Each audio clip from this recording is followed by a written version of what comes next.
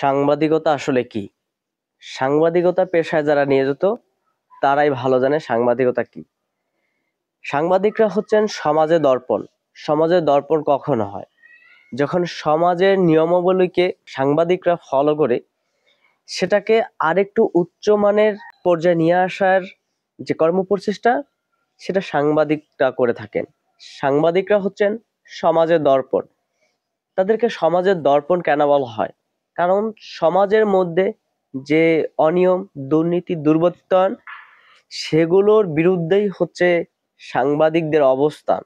সমাজকে উত্তরোত্তর সাফল্যের দিকে নিয়ে আসার জন্য, সমাজের মানুষদেরকে ভালোর পথে নিয়ে আসার জন্য সত্য উদ্ঘাটন করে মিথ্যাকে উন্মোচন করে হচ্ছে সাংবাদিকদের প্রধান লক্ষ্য এবং কাজ।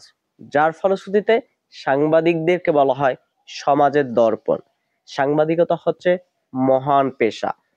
এই পেশাটি একটি পবিত্র পেশা এবং এই পেশার সাথে যে বা যারা সম্পৃক্ত তারা সব সময় দেশের হয়ে, দেশের সাধারণ মানুষের হয়ে কাজ করে যান।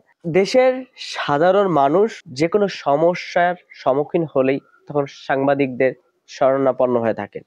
সমাজের মধ্যে কুচক্রী মহল যখন অন্যায়, অনিয়ম, দুর্নীতি, দুর্বৃত্তায়নের মাত্রা বাড়িয়ে দেন, মাত্রাতিরিক্ত হবার পরেই সমাজের সচেতন ব্যক্তিবর্গরা, সুবিধা বঞ্চিত মানুষেরা কিংবা যারা ভিকটিম তারা সাংবাদিকদেরকে ডেকে সাংবাদিকদের সহযোগিতা নিয়ে মিথ্যাকে উন্মোচন করে সত্য উদ্ঘাটন করার প্রচেষ্টা করেন।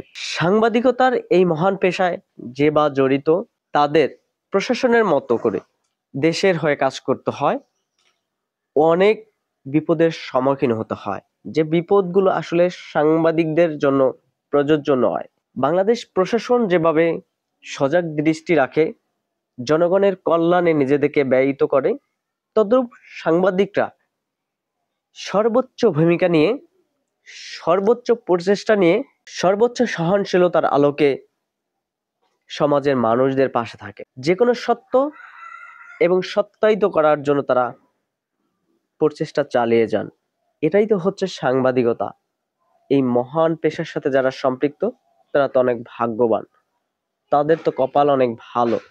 তারা সমাজের মানুষের পাশে থাকতে পারতেছে, সত্যের পক্ষে থাকতে পারতেছে।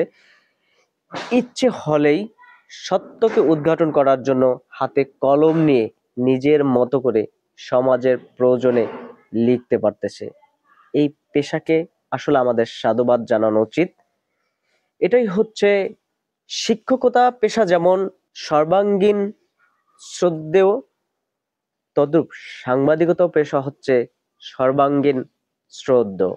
এই পেশাটিকে আগামী দিনে এগিয়ে নিয়ে যাওয়ার জন্য এবং দেশের কল্যাণে ব্যয়িত হবার জন্য সকলকে মনোনিবেশ হতে হবে।